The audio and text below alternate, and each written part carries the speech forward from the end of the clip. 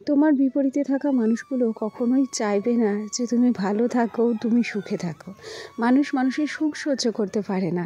তাই নিজেকে ভালো রাখার ব্যবস্থা সবসময় নিজেকেই করে নিতে হয়। তাতে করে দেখবে নিজের মনও ভালো থাকে আর সব কিছুই ভালো লাগে। যাকে অনেক কথা অনেক গল্প হবে, তার আগে চলো নিজের পরিচয়টা দিয়ে নিই। নমস্কার, কেমন আছো সবাই? আশা করছি সবাই খুব ভালো আছো আর আমিও বেশ ভালো আছি। আমি রিমি। আজকে আমার আরও একটি নতুন ব্লগে তোমাদের সবাইকে অনেক অনেক স্বাগত জানাই। ঘড়ির কাঁটায় মোটামুটি 7:15 করে বাজছে। আজকে উঠেছিলাম 7টার সময়। দেখছি যত দিন যাচ্ছে ততই না আগে আগে ঘুম ভেঙে যাচ্ছে। আগে যেমন 7:30টায় উঠতাম, এখন সেটা আস্তে আস্তে গিয়ে 7:15, 7:10, আবার কোনো দিন 7টাও বেজে যায়। তবে জানো তো, আগে যে পরিমাণ শীত পড়তো সেই পরিমাণ শীতটা আর পড়ে না। তাই সকালবেলা উঠতে অতটাও আলস্যি লাগে না। আর আলস্যি লেগেই বা কী হবে, আমি জানি তো যে দেরি করে উঠলে আমার কাজগুলোই দেরি হবে। আর যদি সকাল সকাল উঠি তাহলে সকাল সকাল কাজগুলো সেরে তারপর আরও নানান রকম কাজে নিজেকে ব্যস্ত রাখতে পারবো।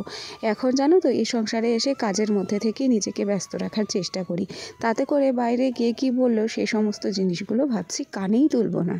আগে যখন বয়সটা আরও একটু কম ছিল, সংসার যখন সদ্য হয়েছিল 2-3 বছর মাত্র, তখন এই বাড়ির কর্ত্রীরা যখন অন্য কিছু বলতো কিংবা খোঁচা মারা কথা বলতো, তখন খুব গায়ে বাজতো। সারাদিন মনমরা হয়ে থাকতাম, কান্না করতে ইচ্ছে করতো। আমি এখন ব্যাপারটা বুঝে গেছি। আমি বুঝতে পেরেছি যে যত ওদের সামনে মনমরা হয়ে থাকবো, মুখ গোমরা করে থাকবো, কিংবা যত ওদের বুঝতে দেবো যে তাদের কথায় আমার আঘাত লেগেছে, তারা আমাকে বারবার আঘাত করবে। তাই হাজারো আঘাতও সত্ত্বেও নিজের মুখের হাসিটা আমি আর ছেড়ে দেব না। আমি বাইরে অনেকটা শক্ত থাকবো, ভেতরে যা আছি ভেতরের ব্যাপারটা তো তারা দেখতে পাবে না। হ্যাঁ গো, আঘাত আমারও লাগে, দুঃখ আমারও লাগে, কিন্তু সেটা আর তাদের বুঝতে দেব না, বুঝতে দিও না।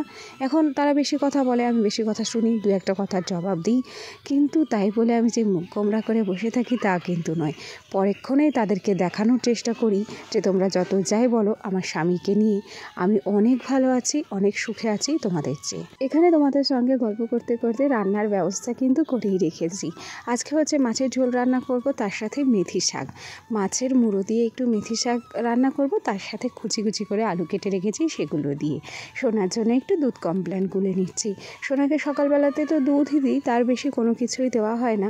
আর সকাল সকাল দেখবে আমাদের যেমন ভারী খাবার খেতে ইচ্ছে করে না, আমরা কি সকালবেলা উঠে ভাত খাই বলো? খাই না তো। সেরকম বাচ্চাদেরও না সকাল সকাল উঠে ভারী খাবার খেতে ইচ্ছে করে না। তাই যদি সকালবেলা উঠে একটু দুধ কমপ্লেন কিংবা একটু দুধ বিস্কুট দিই, তাহলে খেয়ে নেয়। তারপর 1 ঘন্টা 2 ঘন্টা পর আবার নিজেরা যা রান্না করি ভাত ডাল, সেগুলোই সোনাকে খাইয়ে দিই। আজকে তাড়াতাড়ি করে আগে রান্নার ব্যবস্থাটা করেছি। আমি দেখলাম রান্নার জোগাড় যন্ত্রটা যদি আগে করে রাখি, তাহলে একটু শান্তি মনে বসে বসে স্বামী স্ত্রী দুজনা মিলে চা খেতে পারবো। তবে ওই যে বরকে চায়ে বসো গো, আসো গো, মুখ ধো গো, এরকম করতে করতে তার চা ঠান্ডা হয়ে যায়, সেই সাথে সাথে আমার চাটাও ঠান্ডা হয়ে যায়। তখন সেই চা খাওয়ার আনন্দটাই নষ্ট হয়ে যায়। তাই আমি আগে চাটুকু খেয়ে নিয়েছি, তার চাটুকু ঢেকে তারপর সোজা এই যে ঘরের কাজে লেগে পড়েছি। ভাবছি রান্নার জোগাড় যন্ত্র যখন হয়েই গেছে, তাহলে আগে ঘরের কাজটা সেরে নিই। ঘরের কাজটা ঝটপট সারা হয়ে গেলে আমি নিশ্চিন্তে বসে বসে রান্না করতে পারবো। সেক্ষেত্রে আমার টেনশনও থাকবে না যে আমার ঘর পড়ে রইলো, আমার ঘরের কাজ পড়ে রইলো, ওগুলো করতে হবে। আর মাথায় তাড়াহুড়ো টেনশন নিয়ে কী হয় জানো তো, রান্নাবান্নাগুলোও ভালো হয় না। এখানে আমি আলমারিটাকে পরিষ্কার করে নিলাম আর তারপরে আলনাটাকে সুন্দর করে মুছে নিচ্ছি। আমার কলিন ছিল, সেগুলো কালকে পুরোই শেষ হয়ে গেছে। আজকে আর সেই কলিন দিয়ে কাচ মোছা যাবে না, আসলে নেই তো, তা কী করে মুছবো বলো? তাই একটু শুকনো কাপড় দিয়েই আমি ভালো করে ডাস্টিং করে নিচ্ছি। সত্যি কথা বলতে কি জানো তো, একটা গোছানো সংসারের স্বপ্ন প্রত্যেক মেয়েদেরই থাকে। তবে অনেক কষ্ট করেই না তাকে সংসারটাকে গুছিয়ে নিতে হয়। কেন কি, সংসারে এসে নিজের মতো সব কিছু করা অতটা সোজা না। অনেক কাটা বিছানো পথ পেরোতে হয়, তবেই একটা সংসার গিয়ে নিজের হয়, তাছাড়া হয় না। এখানে তুমি এসে হাজারো লোকের জন্য যত কাজই করো না কেন, কখনোই তুমি নাম পাবে না। নিজে না খেয়ে যতই তুমি অন্যকে খাওয়াও না কেন, তবেও দিন শেষে তোমার কিন্তু দুর্নামই হবে। অনেক দুর্নামের ভাগিদার হতে হবে, অনেক কষ্ট সহ্য করতে হবে, তারপরেই গিয়ে কিন্তু অনেকটা বাধ্য হয়ে আমরা নিজেদের সংসার করতে পছন্দ করি। সেখানে হয়তো আমরা আলাদা হয়ে যাই, সংসারটা ভাগ বাটোয়ারা হয়ে যায়। সংসার আলাদা হওয়ার পরেও কিন্তু আমাদের অনেক রকম কঠিন পরীক্ষা দিতে হয়, তাই না? বাস্তবে মেয়েদের জীবনটাই একটা যুদ্ধক্ষেত্র, যেখানে প্রত্যেকটা সময় শুধু পরীক্ষা দিতে দিতে দিনটা শেষ হয়ে যায়। এখানে এসে আমাকে অনেক রকম সমস্যার সম্মুখীন হতে হয়েছে। অনেক অশান্তির মধ্যে দিয়ে গিয়েছি, তবুও না বারবার মানুষকে বিশ্বাস করেছি যে না এবার সুযোগ দিই, যে মানুষটা খারাপ ছিল এবার হয়তো সে ভালো হবে, এবারের ঝগড়ার পরে হয়তো সে ভালো হবে। কিন্তু আলটিমেটলি দেখেছি এই 7-8 বছরে আমি শুধু মানুষকে বিশ্বাসই করে গেছি, নির্দিষ্ট মানুষগুলোকে, তারা না কখনোই শুধরায়নি। এবারও ভেবেছিলাম যে মানুষগুলো মনে হয় শুধরেছে, লাস্টে দেখলাম যে না, শুধরায়নি, এরা শুধু স্বার্থটাকেই বোঝে। তাই ভাবছি এদেরকে আর কখনো বিশ্বাস করব না। বিশ্বাস করব কাকে বলো? এদেরকে বিশ্বাস করতে করতে বিশ্বাস কথাটার উপর থেকেই তো আমার ভরসা উঠে গেছে। এবার জানি না, মানুষের মন তো, আবার আমার মন অন্যরকম।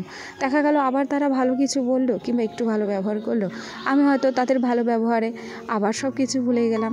যাই হোক, এখানে তোমাদের সঙ্গে গল্প করতে করতে মাছটাকে আমি ভেজে নিয়েছি। তারপর সকালের চায়ের বাসন টাসনগুলো মিলে এই এতগুলো বাসন হয়েছিল, সেগুলোকে ধুয়ে টেবিলের উপর জল ঝরাতে দিলাম। এ পর্যায়ে একটা কথা না বললেই নয়, আমার যে সমস্ত বন্ধুরা প্রথম থেকেই আমার সাথে আছো, পাশে আছো, তোমাদেরকে অসংখ্য ধন্যবাদ জানাচ্ছি। আর আমার যে সমস্ত নতুন বন্ধুরা আজকে আমার ভিডিওটি প্রথম দেখছো, যদি কোনো কারণে আমার এই ছোট্ট ভিডিওটি তোমাদের ভালো লেগে থাকে তাহলে অবশ্যই করে একটা লাইক করো, কমেন্ট করো। আর তোমরা চাইলে আমার এই ছোট্ট পরিবারের একজন মিষ্টি সদস্য হয়ে আমার পাশ থেকে যেও। এখানে মাছের ঝোলটাকেও আমি বসিয়ে দিয়েছি।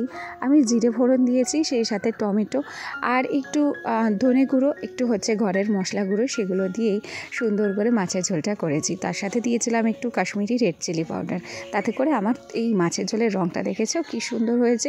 আর শেষে ডেকোরেশন হিসেবে আমরা তো দিয়েই থাকি ধনেপাতা, এখন ধনেপাতার সিজন, তাই প্রত্যেকটা সবজিতে, প্রত্যেকটা তরকারিতে ধনেপাতা আমরা সবাই দিয়ে থাকি, তাতে করে গন্ধটাও ভালো লাগে আর হচ্ছে তরকারির স্বাদটাও কিন্তু একটু হলেও পরিবর্তন হয়, তাই না?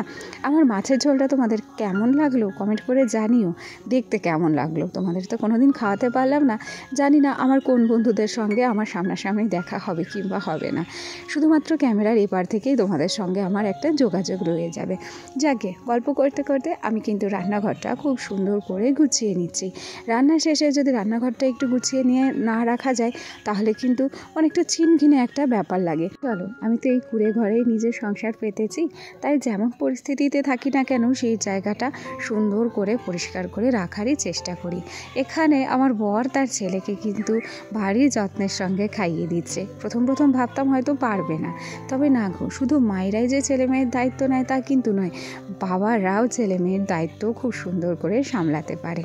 খাওয়া দাওয়া শেষে আরও টুকিটাকি কত কাজ হয়েছে। তারপর আমার যে নাইট ড্রেসটা, অবশ্য ওটা নামেই নাইট ড্রেস, ওটাকে দিনের বেলাতেও পরি, এতটা সুন্দর আর এতটা গরম, ওটা পরলে যেন শীতই লাগে না। সেটাকেই আজকে সুন্দর করে ধুয়ে দেব। অনেক দিনই হলো নিয়েছি, আমার বর বললো ওটাকে ধুয়ে দাও। হাতে সময় থাকলে আমি কখনোই কোনো কাজ ফেলে রাখতে পছন্দ করি না, জানো। আমি জানি যে কাজটা ফেলে রাখবো সে কাজটাই আমার পিছিয়ে থাকবে। গতকাল রাত্রে আমার বর বলেছিল যে রিমি, আগামীকালকে না ছানার কেক আনবো। তাই দেখো সকাল সকাল গিয়ে কতটা পরিমাণে ছানার কেক নিয়ে এসেছে। এখানে 1 কেজি ছানার কেক নিয়ে এসেছে। ভাবছি 1 কেজি ছানার কেক কতদিনে শেষ করব। যাকে ননদের ছেলেমেয়েরা এসেছে তাদেরকেও একটু দেবো বলে কেটে নিয়েছি। আর ছানার কেকগুলো দেখো কি দারুণ নরম ছিল, আর খেতেও না অনেকটা ভালো ছিল। চলো আজকের ভিডিওটি তাহলে এখানেই শেষ করছি। সবাই ভালো থেকো, টাটা সবাইকে।